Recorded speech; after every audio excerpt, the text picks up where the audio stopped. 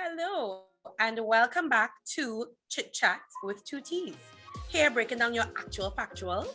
It is I, not Captain Vegetable, but your friendly host, Valdez, Counselling Psychologist. And with me today is an extra special guest. I've known this guy since I was a teenager, which was only really like last year.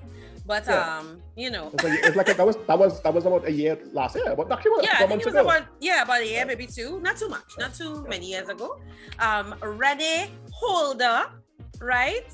Hi, the crowd goes wild, right? And Rene, I had the titles, everybody's going to laugh with me, right? Animation producer and creative strategist. Yes, I got it right? Yeah, you did.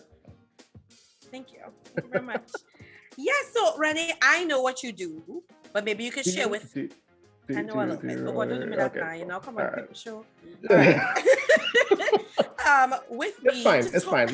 My parents barely know what I do. It's graphics and thing, right? Graphics and thing. That's exactly what I would say. I'm like, well, he does stuff with graphics, but big stuff.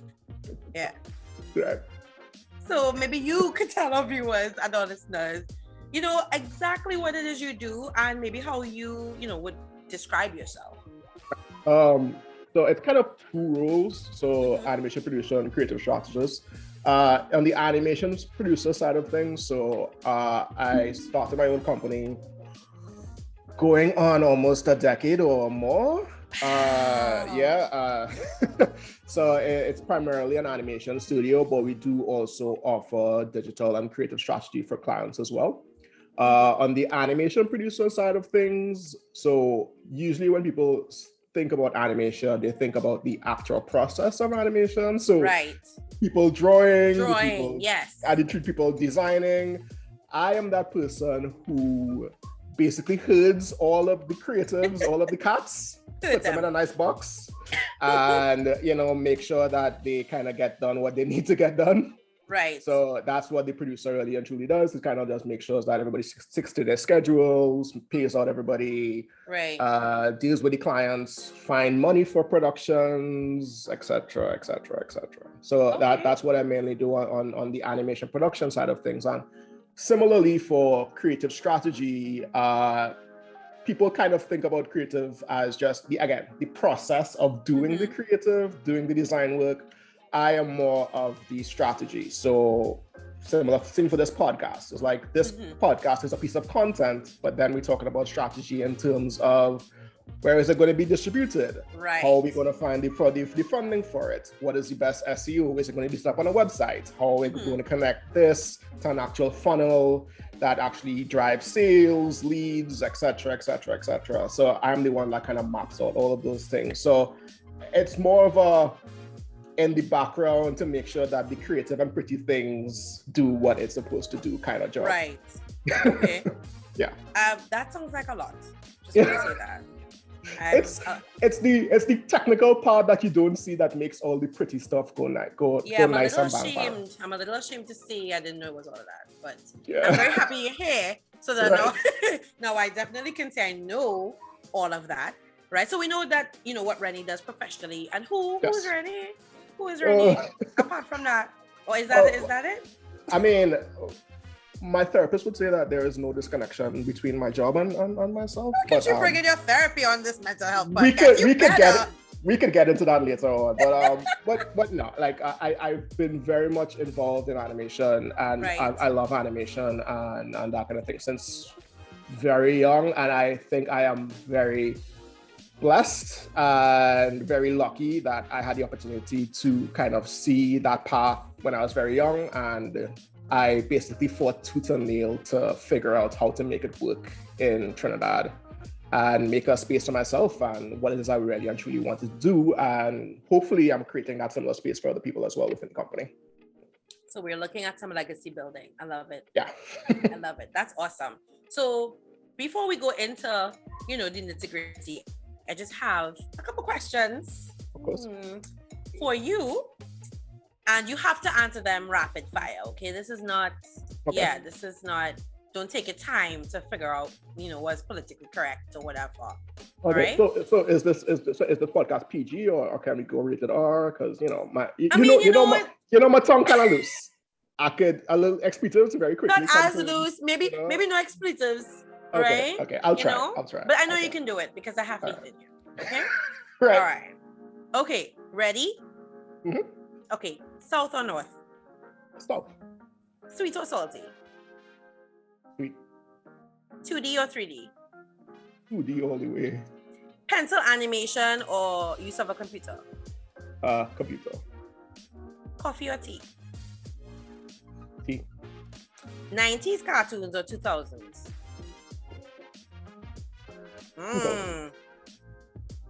Did you say 80s? No, 2000s, but that's controversial yet, yet brave kind of something. Look at you. Okay. DC or Marvel? Marvel. Okay, that wasn't as touchy as I thought it would have been. I'll do better next time. So, Rene, of course, South, born and bred, very proud of that. Right? Past student of St. Benedict's College. San Fernando or Army? San Fernando. Okay, all right. Right, aware of the brown pants. Yes. And so I would have met Rene when he was at St. Benedict's and I was at Holy Faith Convent Pinal. That's clever. So now we're going to talk about, what's that? Oh, that's your sister's school. But of course, brother and sister, which is why we love each other the way that we do. And so we're going to talk a little bit more about us and you. But you know what? I want to know what's in your cup. So like right now, mine is, House of Arendel. Right? Hey. I have a similar House of Arendel, but I just have it in a nice red enamel cup. Well, maybe if we had to keep it classic. I'm not gonna tell you, maybe if you behave yourself, you could get one of these. But you know what? You can't argue with classic, right? So we both have our featured product today, which is House of Arendel chocolate drinking cocoa. Yes, I mean, right? Yeah, I had to bust open the pack because I just wanted it so badly.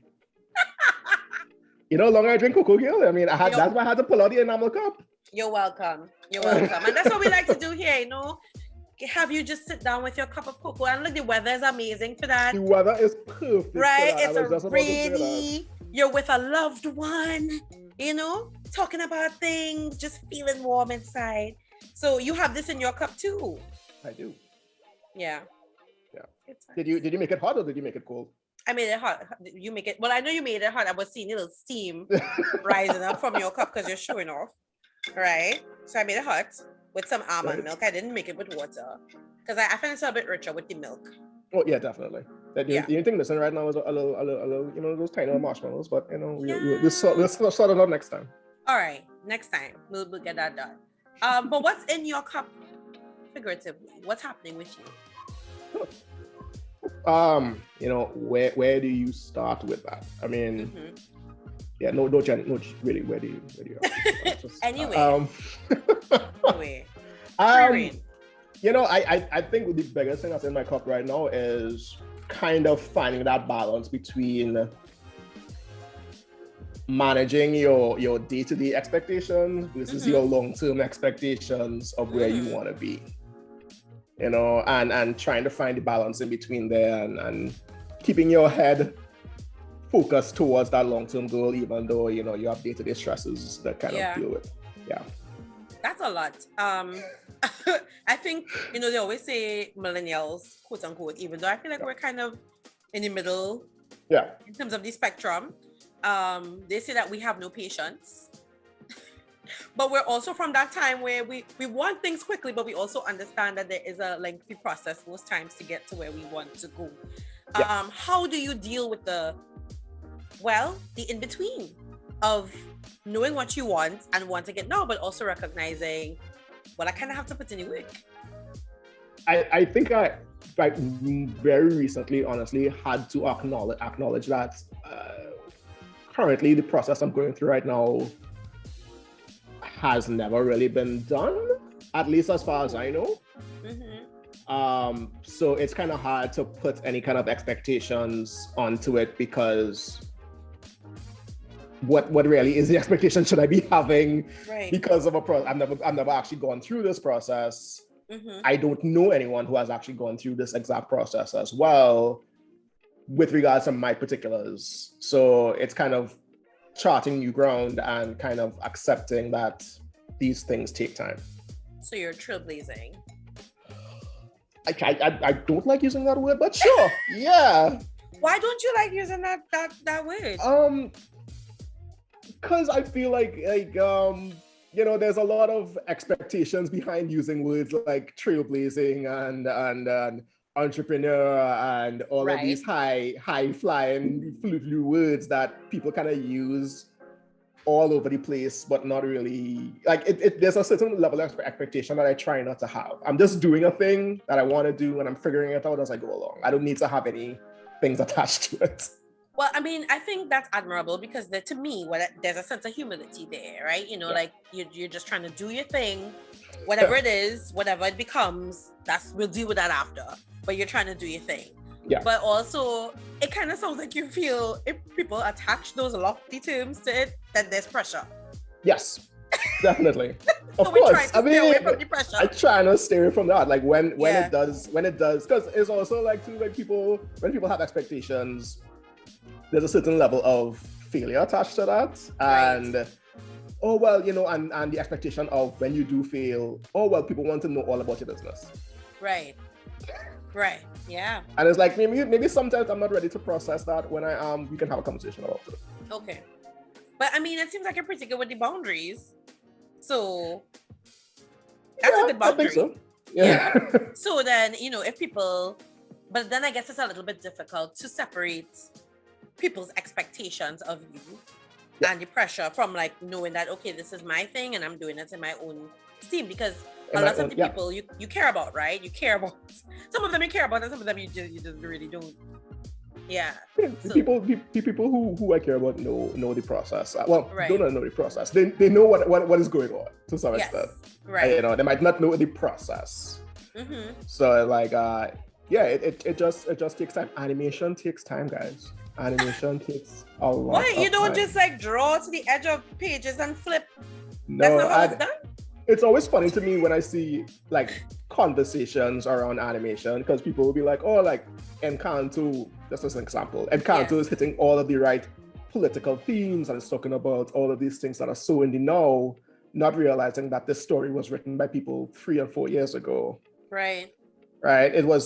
This story was put to bed 3 or 4 years ago. It's been animating for 3 years. So anything that you see is that maybe current or trending, somebody had to have written that 3 years ago. So just the fact that it's even relevant to now says something about the writing, or just says something to the themes of just it being universal regardless of time or that kind of thing. And yeah, these things take a lot of time. Yeah, that reminds me. So one of the movies I like to watch, I guess it's like a little bit of a guilty pleasure, because whenever I see it showing, I will watch it, is The Devil Wears Prada. Right. And so there's this scene where, I can't remember his name now, but he was like Miranda Priestley's assistant, like her right-hand man. Stanley Tucci. How can you not remember Stanley Tucci's name? It's really not a name I say every day, so forgive me. But I remember Stanley Tucci telling Anne Hathaway. Right. No, Stanley Tucci and why am I blanking? Gosh. It's not Anne Hathaway? No, Miranda Priestley's real name. Oh God. That lady. I'm gonna remember because she's an Academy Award winner everybody loves. So, oh my gosh, I'm so embarrassed. Anyway, Miranda Priestley and Stanley Tucci are telling Anne Hathaway, because she was like, they're talking about if it's cerulean blue, whatever, all the shades of blue, and she's just like, you know, they all look, she's laughing, she's scoffing, because to her they all look the same. And they go through this extensive story to basically tell her, you thinking it's just the same is actually something, this process that started however long ago, right, to actually make you think that this is what you want, or you know. So when you look at it now, like Meryl Streep, thanks producer Meryl Streep, I said I would have remembered it. I'm not gonna say that Ricardo is the reason why I remembered it, but yes, I just blanked. I'm human, it happens. So Meryl Streep and Stanley Tucci are highlighting to her that, you know, you think it's just another color, but really and truly it's fashion week, it's this week, people would have decided that this is what is trending, you know. So it kind of reminds me of that, because we look at things, those of us from the outside, who have zero idea what goes into it. And we think, oh gosh, like anybody could do that. That's not a big deal. Not recognizing it's been, according to you, 3-4 years. 3-4 years. At minimum sometimes, right? It could be more. Yeah, at minimum. Sometimes it could be more, like things could be in production for years. It could be in development for years before it even hits you even see it on screen. Yeah, I remember Prince of Egypt. Remember that cartoon, that animated movie several years ago? That was amazing. And they only made one, right? They only made the one. I mean, there's a lot of drama. Like that was all DreamWorks and that wasn't Disney, and it was a lot of ex-Disney people that made it into DreamWorks, and that was their first 2D movie before they made Shrek.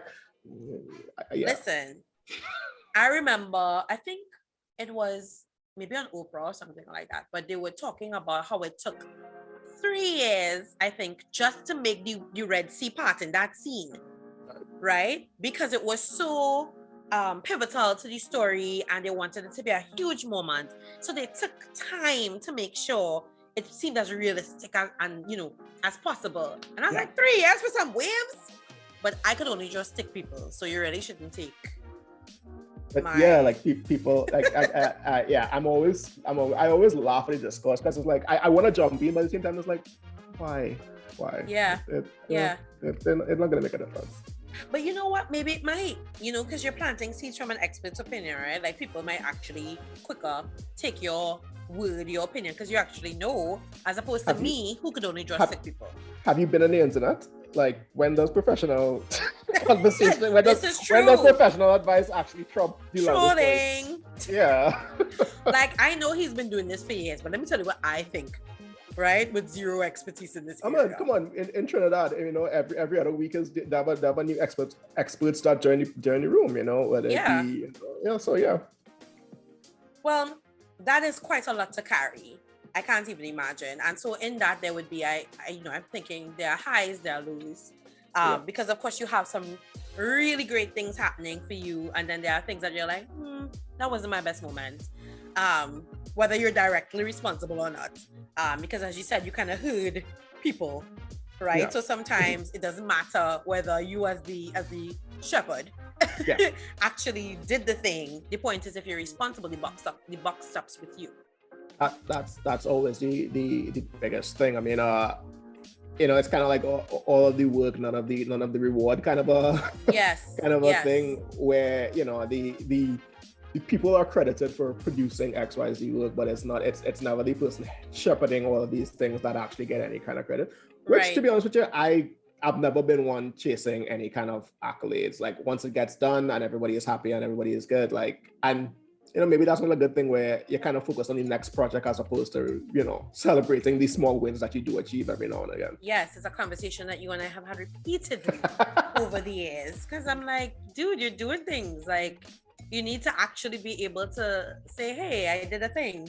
Yes, but it's not the thing that I was actually aiming towards, all right? The thing that I was actually aiming towards hasn't happened as yet, despite the steps that we're making. Yeah. And this is how we end up down the rabbit hole, ladies and gentlemen, right? When we don't appreciate where we're at right now. So that's a lot happening. That's a lot that you're managing. And as I was saying, you have highs and you have lows. So in terms of the lows, not necessarily what gets you down, but what boils your water? What upsets you?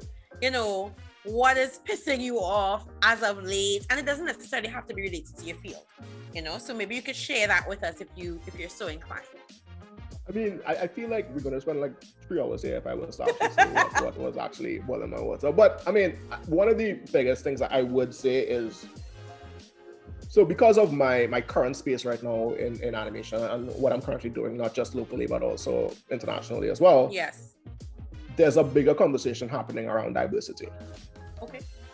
And where our place is in diversity. Mm-hmm. And, it's usually framed within the lens of the African American experience of what that diversity is. And I've been trying to, within myself, honestly, having this conversation of what diversity means to me as a ridiculously mixed up person in Trinidad. Yeah. you know, and which boxes do I actually fit into the wider conversation of that diversity is. Because I don't fit into the African American idea or ideal of what the African American experience is, and nor do I think I fit in quite into the African Trinidadian experience, or the Indian Trinidadian experience, or the Syrian Trinidadian experience. You're just out here confusing people. That's what's happening too. But so it's all of these things that I am constantly questioning within myself as to what boxes do I check off, especially as somebody who's attempting to create content of a diverse nature, but for an international audience. Right. Like, what does diversity mean to me? And then how is diversity being accepted by people who are going to be viewing this content? And is there a line in between? So like the show we're currently pitching, I constantly get feedback about, you know, this diversity that we're seeing in the show feels so authentic and all sort of stuff. And in my mind, I'm like, yeah, because this is my lived life. This is your experience. Like, I'm not fitting it into what your idea of diversity is, or what you're putting on, or what you want. Yeah, because I mean, let's be honest, most of the execs that we're pitching to are going to be light and white, and you know, let's be honest. Also, animation to some extent is in a somewhat privileged class of creators because of the amount of time you have to spend on it and all this other stuff. So there's going to be a certain amount of people that may not have the same lived experience that I have, especially, and checking into that as well too is the Caribbean diverse experience. Lots of layers. Which is not the same, not based on diversity, but kind of based more on colorism, I would like to say. Yeah. Accurate. Yeah. So what are your feelings like in that soup? Because that's a lot happening.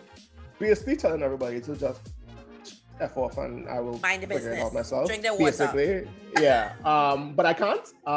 Right. So it usually comes back to me just trying to question my own self and really questioning sometimes, which a friend of mine will tell me, not you, another friend of mine, tell me, you know, stop playing the ass and just do what you need to do. Because I always question, like, because of my perceived privilege and my perceived status in the Caribbean scale of things, can I tell the stories that I want to tell, even though that the perception of who I am is different than my actual lived experience? The perception, and I think that's, you know, as an outsider, again, because you're managing, that's heavy stuff. As an outsider, I would say, you know, it's people's perception is one thing, but that's also not their business, because nobody can tell you what you experienced. If you experienced XYZ, that has been your experience, you know? So I think it's there are a lot of lines that are merging for you, which I can't even begin to imagine how you're dealing with that. But it is what it is. But your story is your story. And I feel like nobody's perception should take that away from you, because people will always have an opinion.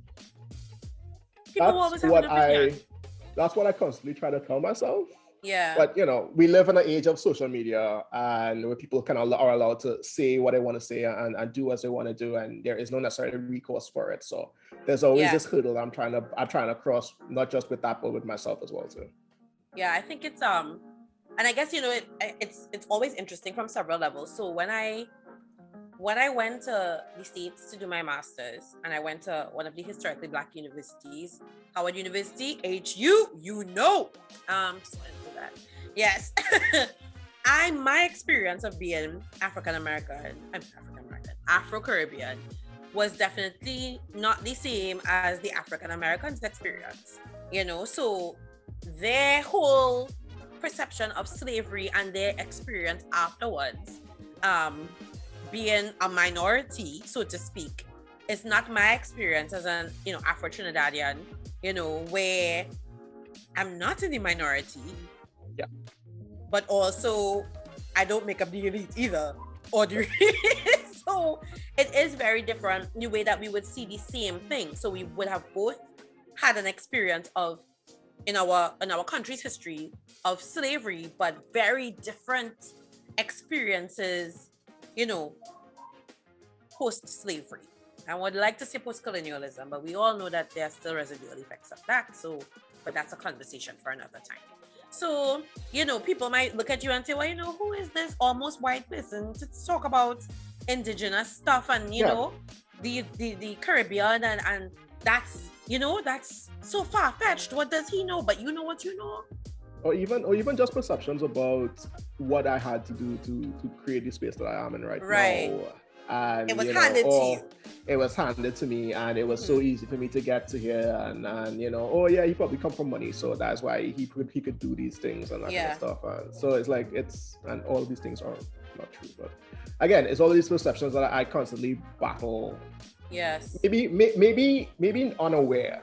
I could be putting all of these things out in the public, and people don't actually think these things of me, which could also be true. Maybe.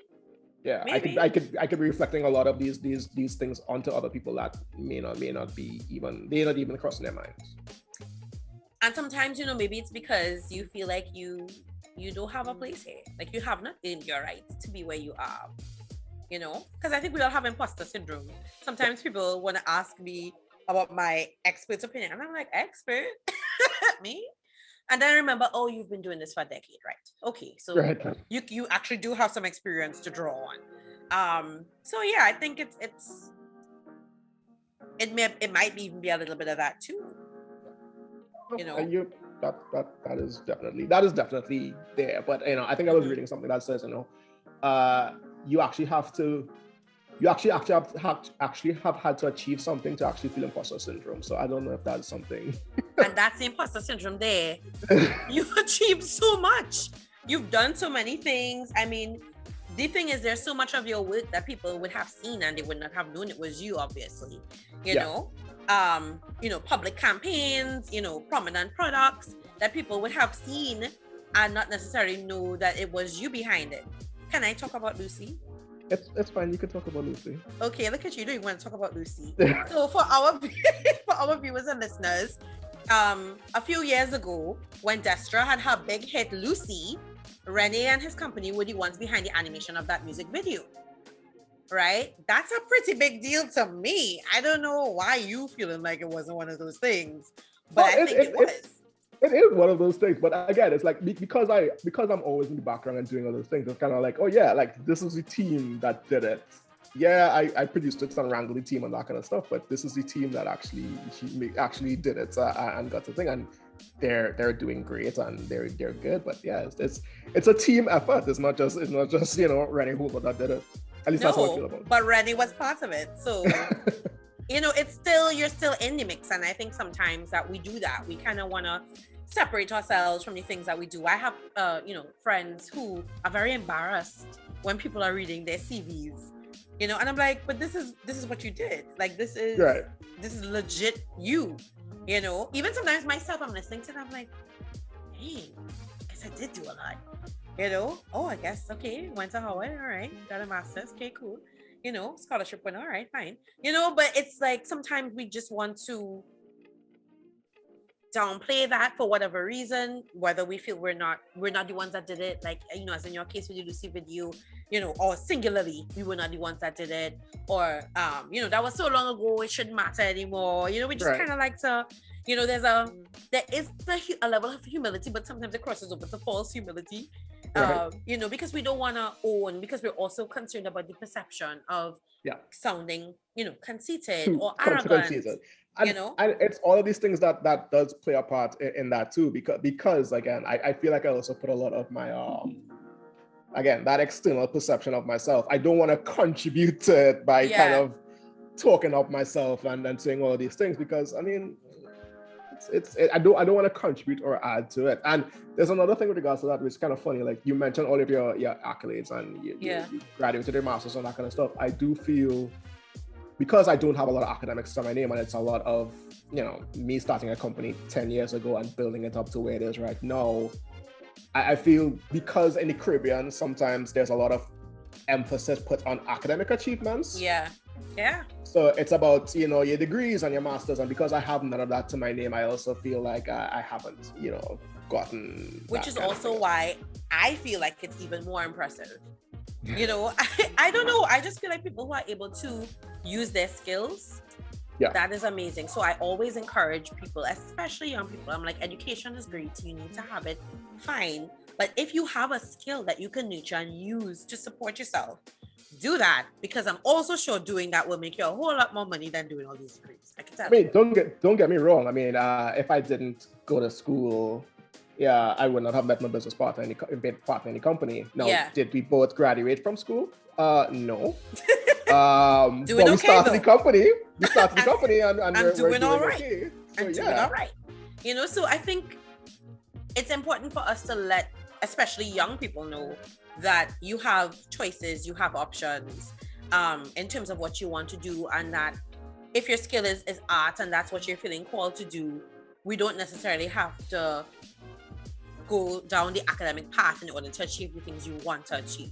And that's why a couple of years ago we had the Holy Faith Convent Penal Alumni Association. We had Thinking Outside the Box, which was our career fair, that we just had non-traditional quote unquote jobs, and then some traditional jobs that may not be very mainstream but are very important. And Rene was there. And I think there were a lot of young women who definitely were able to see art and what it could do in a different light. And I think that's what we need to be able to do. So in order for us to do that, of course, we need to believe in what we're doing. Sir. Right. I mean, I wouldn't constantly be doing it if I didn't believe in it, and I don't think I would have been able to achieve if I didn't believe in it. I guess it's just that extra step of telling everybody else that I can do the shit that I am doing. Yeah. All right. So I like that that boiled water was, a kind of mellow heat. I like it a lot. All right. And so you're managing your business, you're managing, all your upcoming projects, you're managing the weight of people's perceptions, your own perception, the pressure to just do well generally, because you are someone that, you want to make sure that you're doing it and doing it well. I'm not going to say a perfectionist, but how is your mental health in all of this? I would say fair to find. With a few scattered chores, or I mean, we're talking about we can be keeping it mellow, we keeping it cool, we keeping it chill, we keeping it right, we keeping it cocoa. I don't know what that means. Yeah.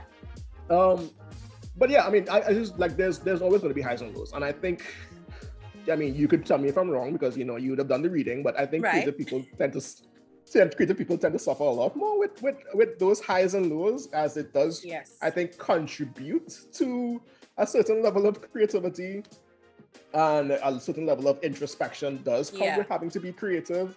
So I think all of those things are kind of part and parcel with being a creative person on a whole. So I mean, I do have a lot of highs and lows. I think when I have a good mental day, it's kind of like just baseline. But I mean, I think it really and truly comes down to managing my emotions and managing how I feel is really the key to anything. Because even if I feel high or I feel low, I think it's something that I adopted a couple of years ago, where I used to fight myself when I was in those spaces. So when I was low, I would try to say, no, I'm good. I could push through it. I'll be fine. But no, it's kind of like I just kind of roll with the punches when I'm not in a mood to work. Right. And I mean, granted, I do have that luxury, seeing that I've created my own company. So I do have the luxury to work when I want to work and not work when I want to work. And I've kind of created that space for myself where if I don't have the energy to really and truly push through the day, I'll kind of give myself that time. But I also acknowledge that I need to make back up for the other day or the day after that. Yeah, so it's not just slacking off. Yeah, but I do have that privilege because of what I've created for myself. So, but I've also gotten better in managing that. And even when I do have low days and, it does follow the next day, I'll try not to let it get too far or try to, there's this phrase, this kind of phrase called eat the big large frog first or something along those lines. I've never heard that in my life. It's like a productivity. It's actually a productivity book that speaks about like the most difficult task that you're trying to avoid, because it usually comes down to avoidance or procrastination, that kind of thing. It's like that big task you're trying to do that first. The task that you're most avoiding, do that the first thing during the day. Okay. And once you get past that, you kind of realize that all the other things that you may be feeling low about or avoiding or trying to get past, those other things come easier. But it's that big thing that you're trying to get past that you say, oh, that's the thing. Is like you realize that the 3 days that you've been procrastinating getting it done, you could get it done in an hour. Okay. All right. Feel like you're shouting at me, but whatever. Yeah, so I love that you talked about creating space for you. Because I think, some of us don't want to do that because there's that perception of maybe being lazy or not doing what you need to do. And that is definitely from our Caribbean parenting that we received. If your parents see you calm or not doing anything for too long, it's problematic. I mean, you were lying in the middle of the day before you're pregnant? What's happening? What's going on? Watching TV. Me watching TV. My mother. What are you doing? Watching TV. What I'm doing? Okay. Pass back 5 minutes later. So you have anything to do? Or because you need to be productive, right? There's that whole thing about what productivity looks like. Yep. But I think we definitely are from a different era, which appreciates work-life balance. And we understand it a little bit more, I think. So it's important to create that space. It fills back up your creative juices as well. I mean, especially like somebody like me. I mean, even though when I'm in my downtime, I am playing video games. I'm reading a book. I'm watching some show. I'm reading about something on the internet. It's like, it may be downtime to me, but on some level, all of these things are fueling back up my creative juices. You're replenishing to get going again. Yes. So I mean, I always joke and say, like, when somebody asks me like, oh, you're watching like this, you always up to date with TV shows and movies and that kind of thing. Well, I'd be like, yeah, because it's research for my work. Right. It's research. Yeah, it's research. I mean, I'm in animation. Shouldn't I know like all of the latest shows and all these things? Shouldn't that be kept up to date on these things? Yeah, it's research. But in actuality, I mean, it fuels what I do. Yeah, I think you need that. There are days when I just kind of want to watch some This Is Us, or catch up on my shows, my Power, my what have you, because it's just nice to kind of also escape from your life. Yeah.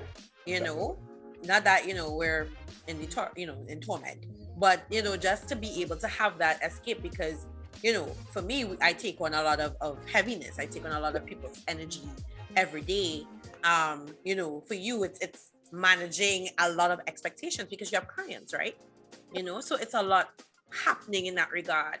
And of course, it's managing clients, and then it's managing other creatives who also go through those ups and downs as well. So it's just me, but with you, you're still shepherding.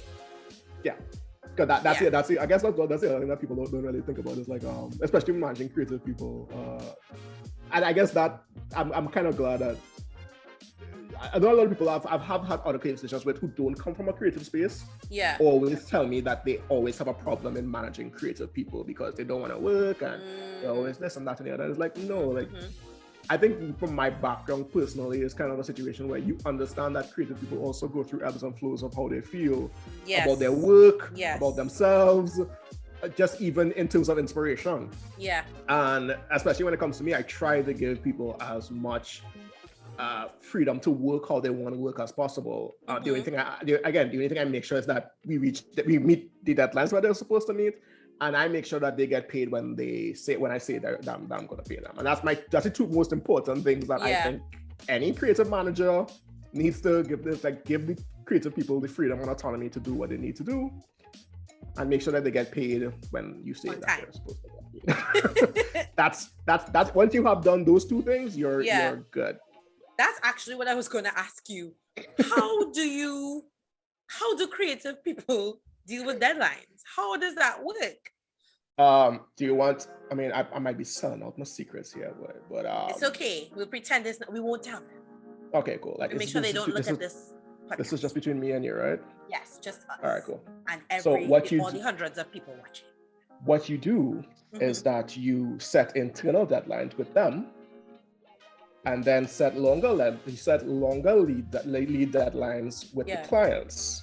So there is a buffer in case they don't in between. In case not even when in case when they don't meet their deadlines,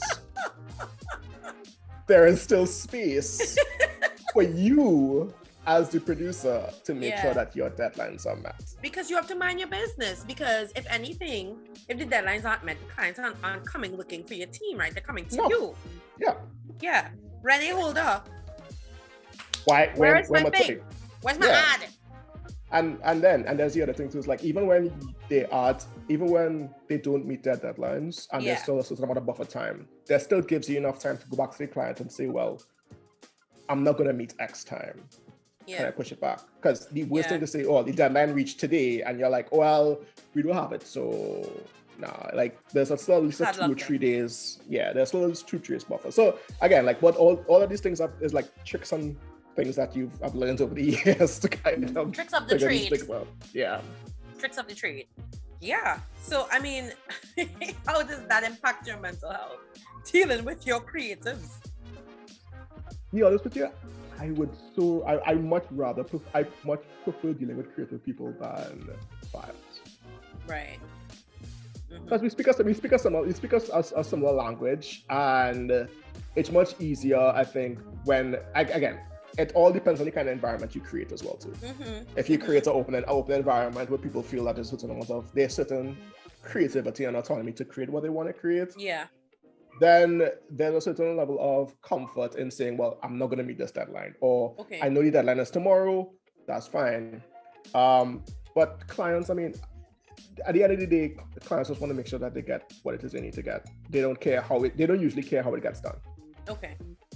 And they don't. I mean, this is true. Somebody asked if for a logo. It's like they don't care about why the 2 circles connect to each other and they make a binocular. So that's why it speaks to me. No, it looked good. All right, cool. It's making my sales. Great. Here's your money. Yeah. And so it's kind of balancing that and understanding that, which I think my left brain right brain connection is that it does a good job in that aspect. Yeah, you're actually pretty balanced. You're very logical, creative, which is very interesting. It's very interesting. And in terms of your creativity, how does your mental health impact that? Do you see a link, or are you able to compartmentalize? I think I'm a master at compartmentalization, to be honest with you. Yeah, I think I'm a master at compartmentalization, because I mean, you kind of have to. There's a certain level of where your creativity goes, and then managing that with the practicality of running a business and how much it's actually going to cost and how long this is going to take, and is this going to earn the return on the investment that I'm putting into, both in time and in money. And it's kind of managing my creative output with the practicality of running a business.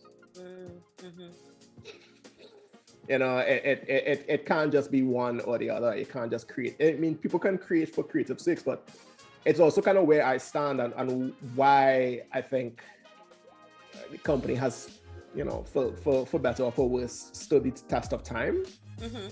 Is because very early on, when we were doing animation, I realized that there is nobody locally, or for lack of a better way of saying it, in the Caribbean I could think of, that really understands the business of animation.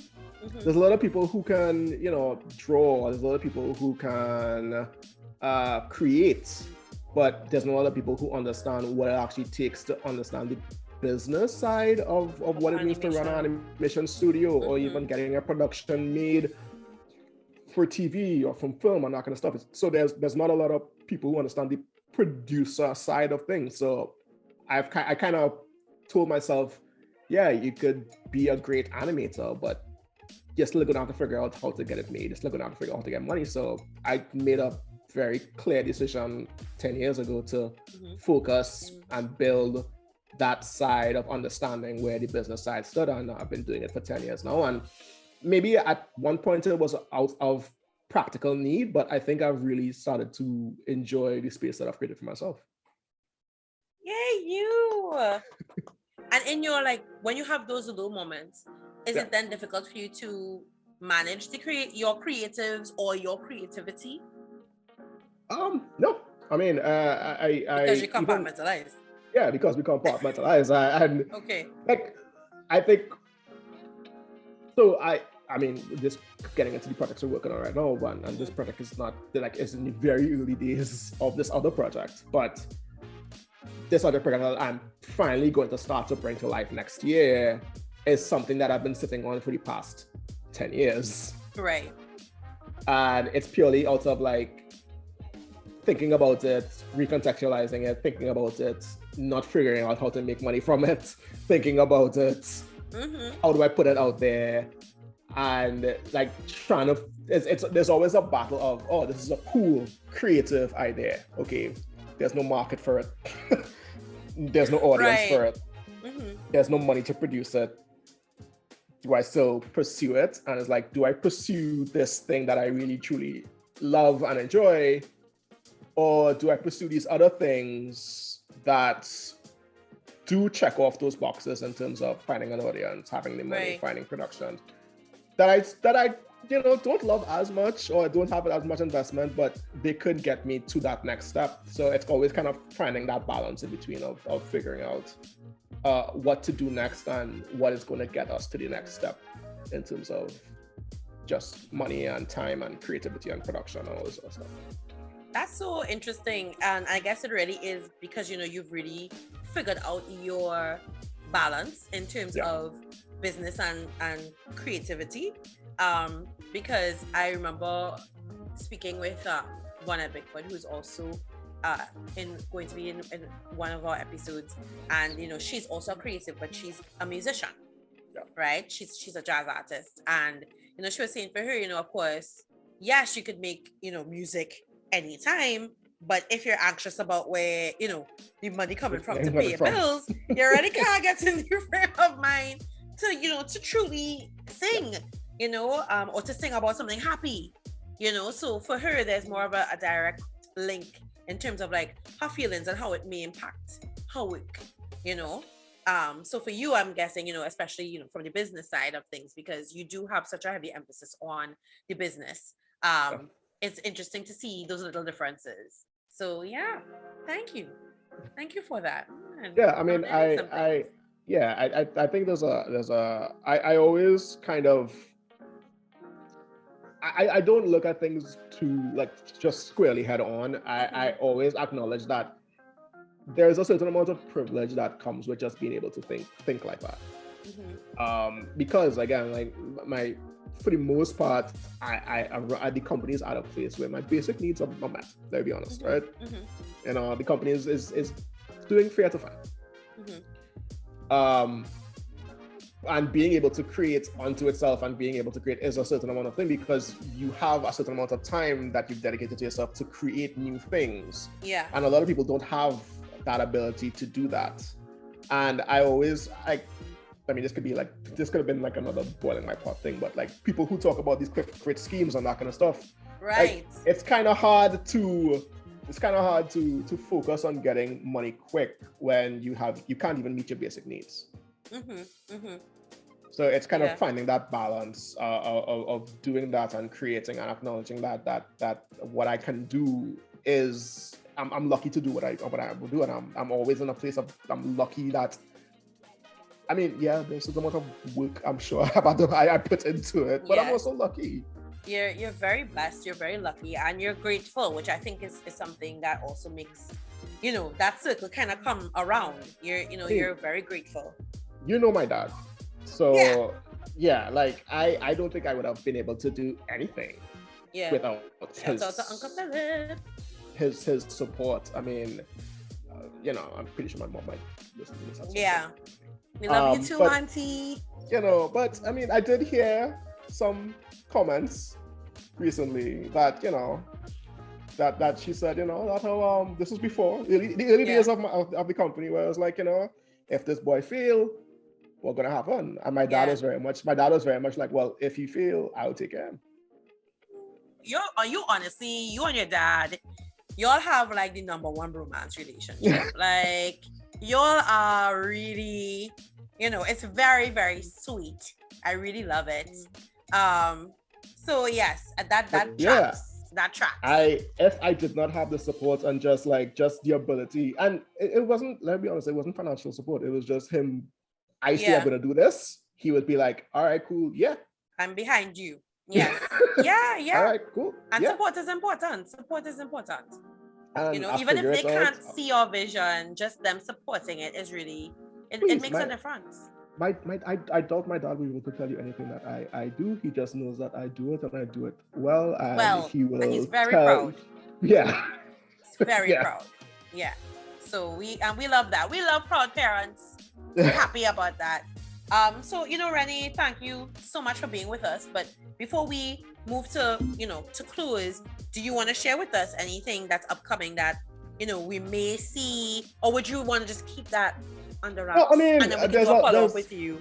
There's a couple of things that I'm working on. I mean, there's short-term, long-term, and you know, there's short-term, medium-term, long-term projects. You know, you can't put all your eggs in one basket, kind of a thing. So I guess the biggest thing, if anybody goes on my social media right now, would see is like so I'm currently working on animated series. It's called can you see this?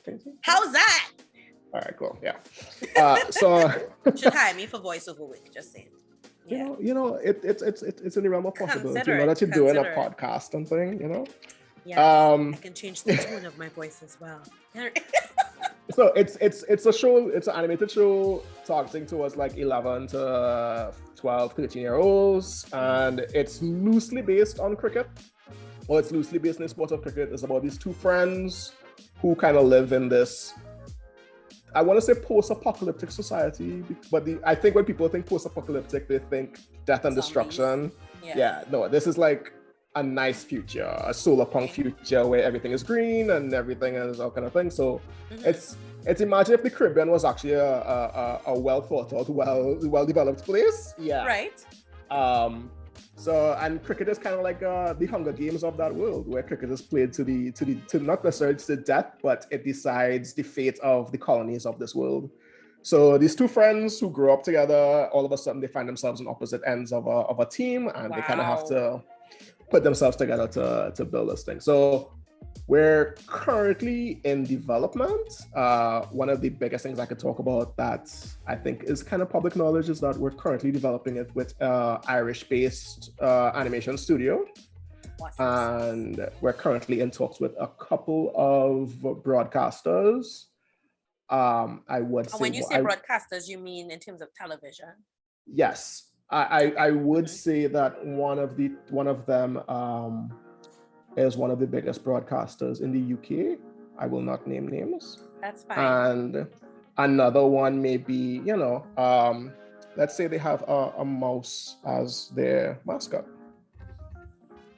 You know, totally unrelated, but I've always wanted to go to Disney. I've always wanted to go there. Totally unrelated. Totally unrelated. So the show is currently in Ricardo's asking if it's Rent to Kill. Does Rent to Kill broadcast, Ricardo? Oh my goodness. Damn it. The secret's out. Oh, shucks. But yeah, Rent to Kill is one of our biggest sponsors. Shout out to Rent to Kill. But yeah, so that's that. But again, like we're in the very early stages of development of that. Right. So I mean, we might not see that show on air for at least another 3 years. That's okay. The point is, you heard it here first, right? On Chitt Chat with 2 T's, getting the scoop. Okay. We're gonna look back at this episode in 3 years. I'm gonna remind you. Yeah. So some other things I'm working on is I'm also working on a kids show preschool that specifically it kind of delves more into what we were discussing before in terms of me looking inwardly in terms of trying to rediscover who I am as a Caribbean person, and realizing that there is this huge gap, especially with the past 2 years of COVID, of kids understanding and learning who they are. So learning who they are, not just in terms of who they are as a person, but also like we're so influenced by American media and American culture that I don't think we completely identify as a Caribbean person, or even as a Trinidadian person. And it's a conversation I was recently having with another friend of mine who's Jamaican. It's like, I've always wanted to understand, why is it a Jamaican person has so strongly identifies with their Jamaican heritage and their Jamaican culture, and it's like Jamaica for Jamaica, but the rest of the Caribbean kind of does not hold on to that identity as strong as they do. It's only when they leave sometimes, or when they go somewhere else, they definitely hold on to it because they're the only one. But when it comes to just being in their own place, their salient identity, there's no strong identity. So it's like trying to create a preschool show that kind of delves into that. And not just that too, but I also realized there's a huge gap in terms of just that preschool education with regards to those things. So we're creating a show for that. That might come out of like maybe next year. And I guess the reason I can say that is because the budget for that is a lot lower. Like I'm aiming much lower for it. But the reason is why, because I think I can produce it for a lot less than what I'm doing this other show for. And because it's education, I could probably take out a little cut some things. So you have some things in the pipeline, you know, that are some things that are in the pot that are coming up. I should mention that the name of the show is called Kidtorians. Kidtorians, kind of like history and kids. Kidtorians, I like it. So it's going to be about 3 kids who are trying to find their uncle, who is a Caribbean historian, and he's gone missing. So they have to dig through history and culture of the Caribbean to kind of find out what happened to their missing uncle. So that sounds like a local Dora mixed with Scooby-Doo. And Carmen Sandiego. Can't remember Carmen. Where the world is Carmen Sandiego. Except it's going to be where in the Caribbean is Carmen Sandiego, right? I love it. Kidtorians. So look out for Kidtorians, guys. Right? So things are happening. You know, Rene, I'm so happy. I'm so proud of you and, you know, all that you've done. And I really want to say that publicly. I always tell you, and you probably think I'm just giving you premium gas, but it's really, you know. Premium gas expensive these days, like, hello. I'm taking it. So everything, you know, just knowing where you've come from, just kind of like doodling, and I use that term loosely, in notebooks, you know, and creating whole superheroes and stories, and now having this, you know, having this whole company, you know, doing this, what you love. I'm, you know, beyond proud of you, and I wish you the absolute best. Where can we find you? Where can we find you online? I mean, you can find my company. So my company is called Farr Creative. And that's Farr with 2 R's? That's Farr with 2 R's, Farr. I mean, we're on Facebook, we're on Instagram, we're on Twitter. Our website is farcreative.com. Or you could find me as well too. I mean, my handle on everywhere is that guy Ren.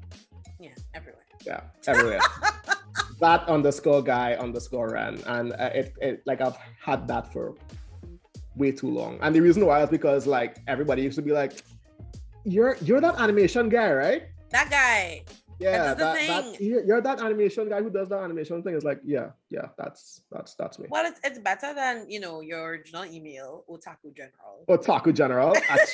Excuse, that was great in the notes, all right? I'm not an anime fan, so I can't help you there. All right, so. I was King Otaku back then. I barely know anything about anime these days. Look at you. Look at time. Look at time. Right? But, you know, we again want to thank you so much for being with us today. No, thank you. I am so proud of your podcast, by the way. Oh, thank you. Blush. You know, I think you found a good niche. Like you like talking to people and you like talking all that stuff. Yeah, it works. But I listen too, and I know, again, you know, here at Chitt Chat with 2 T's, we definitely want to discuss the actual factuals of mental health awareness and ensuring that we can normalize this discussion, you know, because some years ago we couldn't do this. Yeah. So I'm very happy that we're able to normalize mental health discussion and speak to people in different areas of life, you know, and shed a little light on those perspectives, on those fields, and also just what a person in that field could, be experiencing in terms of their mental health. So I think you've done a good job of kind of normalizing mental health. I mean, even amongst our friends, just being able to talk about things and talk about emotions and not feel judged or anything like that. So yeah, I mean, you're one of the biggest reasons, obviously, why I started therapy a couple of years ago. And yeah, it's definitely been life-changing. Well, thanks again for being with us, Rene Holder of Farr Creative, and you, our viewers and listeners, thank you for spending time with us here on Chitt Chat with 2 T's. And because we love you all and we love House of Arendel chocolates and enjoying this drinking cocoa, we would like to gift you, right, some House of Arendel. So make sure. Can I answer or no? Sure. Yes. Whether you win is a different question. Oh, okay. You can answer. Yeah. So make sure, and you can follow House of Arendel, follow Equilibre, right? Counseling and consulting services. Want to check out Farr Creative as well, and also just tell us maybe what is your favorite animation, right? And who would you watch this animation with while enjoying a cup of House of Arendel cocoa? All right. So looking forward to seeing you all next time. Thank you for being with us. This has been Chit Chat with 2 T's. I am your host, jvaldez, and join us next time for us to discuss more mental health actual factuals. Take care and see.